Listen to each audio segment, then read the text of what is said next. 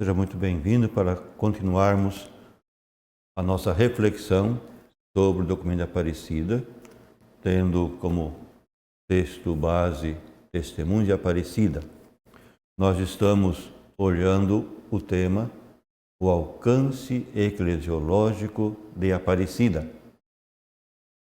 E Aparecida é podemos dizer, uma reafirmação das grandes opções das conferências gerais anteriores, Medellín, Puebla, Santo Domingo. Rio de Janeiro, que foi a primeira, foi mais também para a constituição do CELAM. Sem dúvida alguma, as pautas que foram assinalando o caminhar próprio da Igreja na América Latina e no Caribe surgiram de maneira muito especial das grandes opções que tomaram as conferências gerais do episcopado latino-americano. Todas elas tiveram um desenvolvimento e um crescimento, como também alguns ajustes, para responder com fidelidade à ação evangelizadora da Igreja. Medellín, aqui tenho as conclusões de Medellín, assumiu com entusiasmo o Concílio Vaticano II.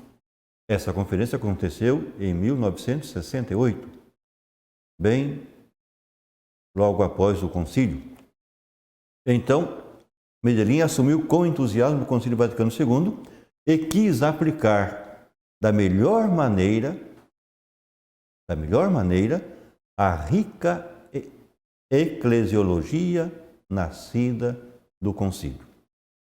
O salto de uma igreja que vivia em regime de cristandade para a consciência de ser igreja, mistério de comunhão, sacramento universal de salvação e povo de Deus chamado à santidade, comportava, exigia a necessidade de aterrissar todos esses conceitos e tornar possível a sua aplicação na vida concreta dos povos. Os bispos reunidos em Medellín, em sua mensagem aos povos da América Latina, diziam: cremos que estamos numa nova era histórica. Ela exige claridade para ver, lucidez para diagnosticar e solidariedade para agir. Então, exige o quê? Claridade, lucidez e solidariedade. E mais adiante, nessa mesma mensagem, os bispos em Medellín disseram: à luz da fé que professamos como crentes, realizamos um esforço para descobrir o plano de Deus nos sinais dos tempos. Interpretamos que as aspirações e clamores da América Latina são sinais que revelam a orientação do plano divino operante no amor redentor de Cristo, que fundamenta aspirações na consciência de uma solidariedade fraternal. Para responder a essas aspirações, os bispos viam que era necessária uma purificação de todos os membros e instituições da Igreja, com a finalidade de eliminar o quê? Eliminar a separação entre fé e vida e conseguir um compromisso de viver a verdadeira pobreza bíblica. É bem conhecida a opção preferencial pelos pobres que Medellín assumiu ao realçar que não se podia permanecer com indiferença. E lá no número 14.1, o texto vai dizer: o episcopado latino-americano não pode ficar indiferente ante as tremendas injustiças sociais existentes na América Latina, que mantém a maioria dos nossos povos numa dolorosa pobreza que, em muitos casos, chega a ser miséria desumana. Medellín 14.1. O compromisso da Igreja com os pobres devia passar precisamente pela convicção Qual convicção?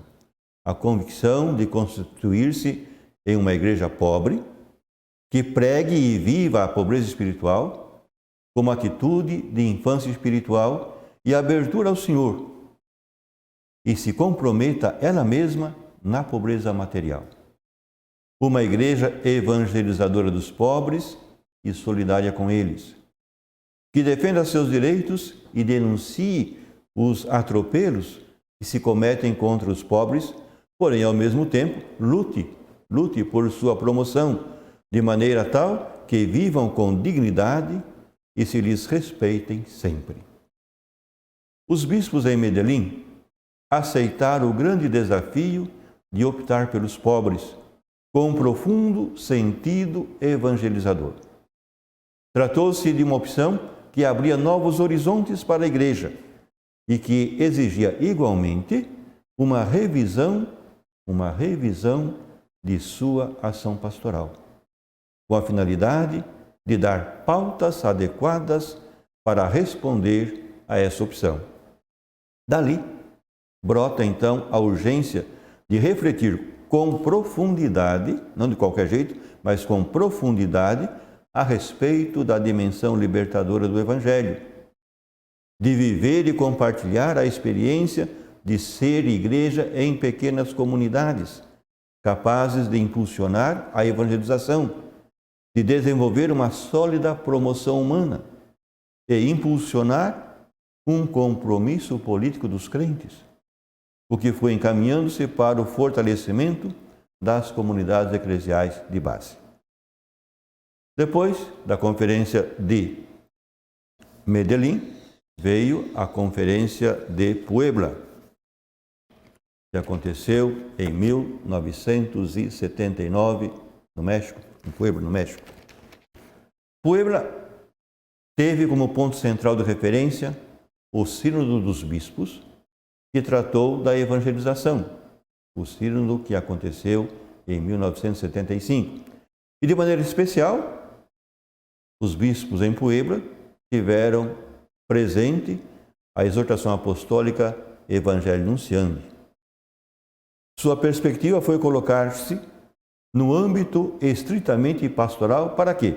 Para estudar em espírito de oração os distintos aspectos que incidem na evangelização da América Latina e oferecer umas orientações que repercutissem na ação pastoral da Igreja.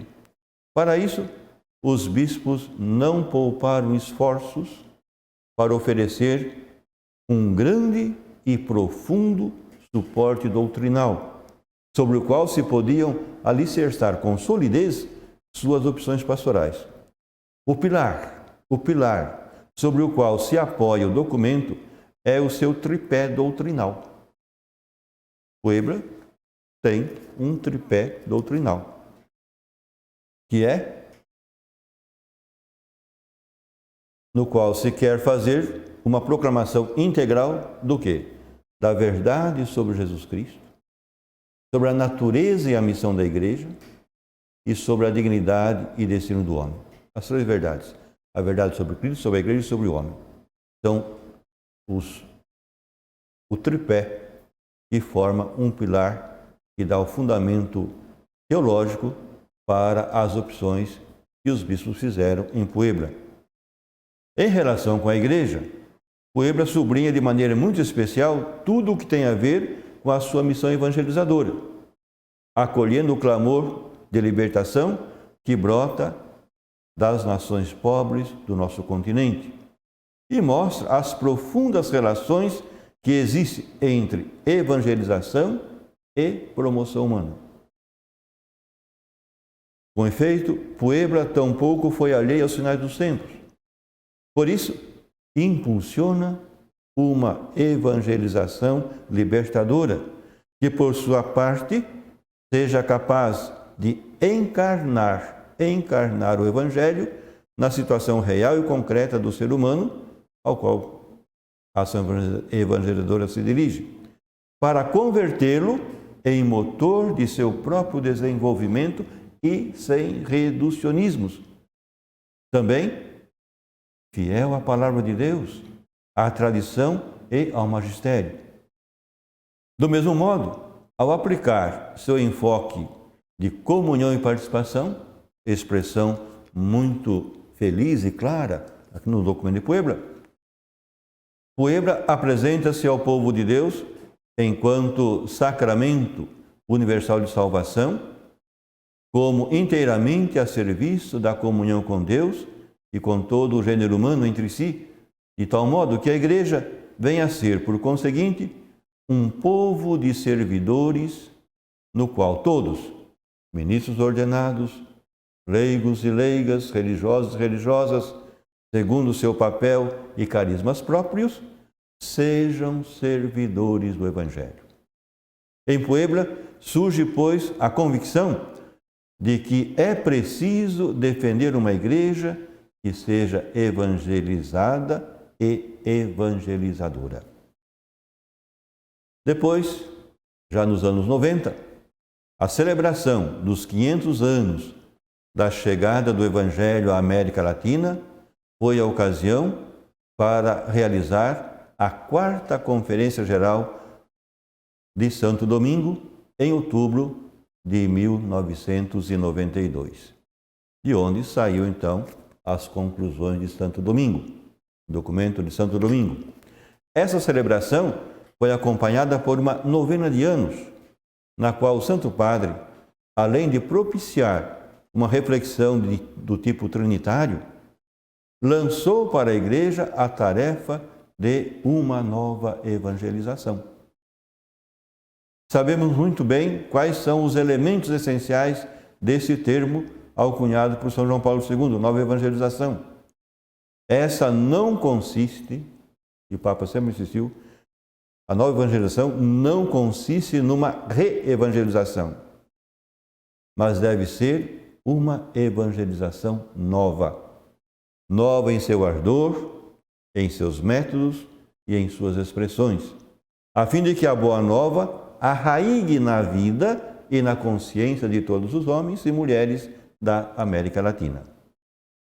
Durante a 4ª Conferência, o Santo Padre, no seu discurso inaugural, São João Paulo II, explicava brevemente o significado do que queria dizer com nova em seu ardor, em seus métodos e em suas expressões, para assinalar que uma evangelização nova, no seu ardor, supõe uma fé sólida. Uma fé sólida. Uma caridade pastoral intensa e uma fidelidade a toda prova que, sob o influxo do Espírito, gerem uma mística, um incontido entusiasmo na tarefa de anunciar o Evangelho. Olha que bonito e profundo. Na linguagem neotestamentária, é a parresia, ou parrésia, que inflama o coração do apóstolo. Essa parresia há de ser também o selo do vosso apostolado na América Latina, dizia São João Paulo II aos bispos participantes da 4ª Conferência. Temos aqui o elemento central da nova evangelização, pois sem esta atitude apostólica se ficaria como numa simples técnica, na busca de melhores mecanismos de transmissão, porém, não no espírito que satisfaz o processo do anúncio da Boa Nova. Santo Domingo acolheu essas pautas traçadas pelo Papa São João Paulo II e se propôs a refletir não somente sobre a necessidade da nova evangelização, mas também dirigiu o seu pensamento para outras preocupações fundamentais do Papa, ou seja, a promoção humana, parte integral da missão evangelizadora, e a cultura cristã, para fazer própria a urgência de evangelizar as culturas. 3 realidades estritamente unidas. Aparecida não podia deixar de lado essas opções assumidas anteriormente, o que tem então constituído um rico patrimônio da pastoral da Igreja na América Latina.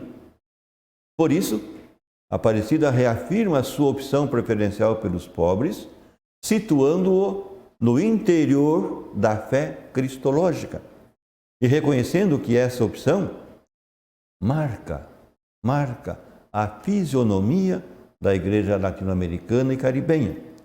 Mas agora vai mais além, pois ao reconhecer que a situação da América Latina sofreu grandes mudanças e existem muitas pessoas marginalizadas, sua opção os cobre também a eles. Sua formulação, por conseguinte, já não é somente opção preferencial pelos pobres, mas acrescenta pelos pobres e excluídos. E é o número 257 do nosso documento que vai dizer o seguinte: 257.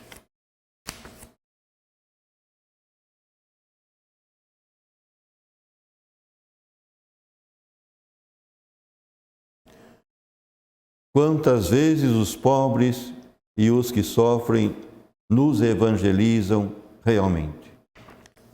No reconhecimento dessa presença e proximidade e na defesa dos direitos dos excluídos, encontra-se a fidelidade da Igreja a Jesus Cristo. Olha que firme e profundo. É no reconhecimento dessa presença e proximidade e na defesa dos direitos dos excluídos, encontra-se a fidelidade da Igreja a Jesus Cristo. Como não se trata de simples referência retórica, a Aparecida faz um chamamento premente. E é o número 540 que vai nos apresentar isso. Aparecida 540. Diz o seguinte: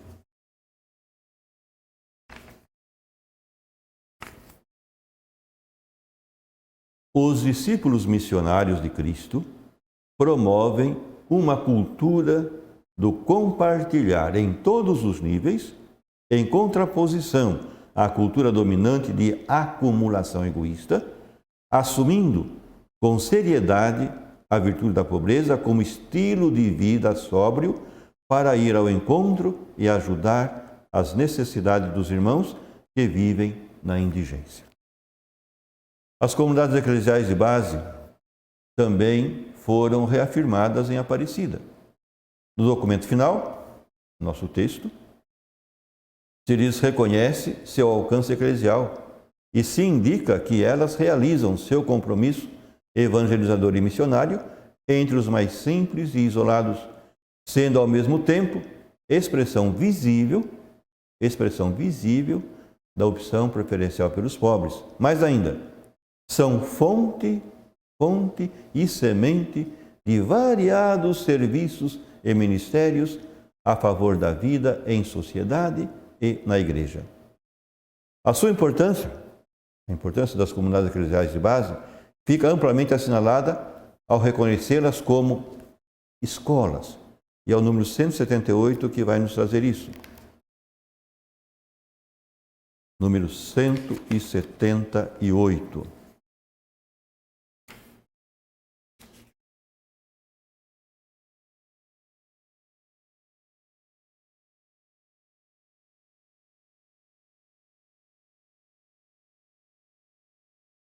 Então, como dizia, a importância das comunidades eclesiais fica amplamente assinaladas ao reconhecê-las como escolas que têm ajudado a formar cristãos comprometidos com sua fé, discípulos missionários do Senhor, como testemunha a entrega generosa até derramar o sangue de muitos de seus membros. Agora é preciso ter presente também o que disse Puebla. Não tem faltado membros de comunidades ou comunidades inteiras que, atraídos por instituições puramente leigas ou ideologicamente radicalizadas, vão perdendo o autêntico senso eclesial. Foi um alerta já em Puebla, em 1979. Aparecida reafirma a necessidade de que elas conservem a comunhão eclesial, inserindo-se no projeto pastoral de cada diocese e se convertam, assim, em sinal da igreja particular.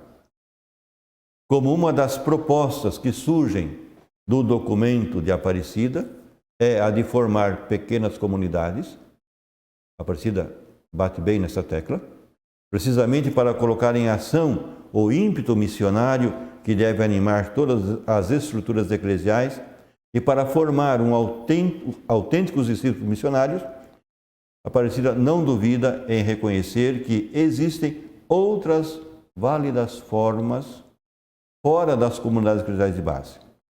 O importante é que em todas elas, a Eucaristia seja o centro de sua vida e a Palavra de Deus como o farol do seu caminho e sua atuação na única Igreja de Cristo. Por essa razão, a Aparecida solicita o apoio dos pastores para o fortalecimento de variadas associações leigas, movimentos apostólicos e eclesiais e itinerários de formação cristã e comunidades eclesiais e novas comunidades. A opção pela nova evangelização não é praticamente uma realidade que abarca todo o documento de Aparecida, mas ainda todas as conclusões, no fundo, levam a sugerir o modo concreto de levá-la a cabo, não com programas desconexos, nem com ações isoladas, mas colocando a Igreja da América Latina em um estado permanente de missão. É muito importante o seguinte texto pela sua claridade e decisão. É o número 287 de Aparecida e nos diz o seguinte. É um texto bastante forte. Aparecida diz: ou educamos na fé, colocando as pessoas realmente em contato com Jesus Cristo e convidando-as a segui-lo, ou não cumpriremos nossa missão evangelizadora. Impõe-se a tarefa irrenunciável de oferecer modalidade de iniciação cristã, que além de marcar o que, também dê elementos para o quem, o como e o onde se realiza. Dessa forma, disseram os bispos em Aparecida, assumiremos o desafio de uma nova evangelização, à qual temos sido reiteradamente convocados. Para evangelizar, então é necessário optar pela vida, pela verdadeira vida, que só encontramos onde? Em Jesus Cristo. Ele é a vida. Unicamente impregnados desta, poderemos dar um novo impulso à evangelização. Uma evangelização que seja boa nova em todos os campos e faça brilhar a ação maravilhosa de Deus que nos dá a vida, enaltece nossa dignidade, que se revela na família, que se vive no trabalho humano, que se vai descobrindo nos avanços da ciência e da tecnologia e que se nos entrega nos dons da criação para que os compartilhemos de maneira solidária. Desse modo, a Igreja segue viva e presente no meio da sociedade, semeando esperança e amor, enriquecendo toda a realidade humana com aquela que é a realidade e doadora de todo sentido, que é a realidade do próprio Deus. Em outras palavras, fazendo presente o Deus amor, que se mostrou como Deus amor, maravilhosamente no mistério da cruz do Senhor. Hoje ficamos por aqui. No nosso próximo encontro, continuaremos essa nossa reflexão. Até lá!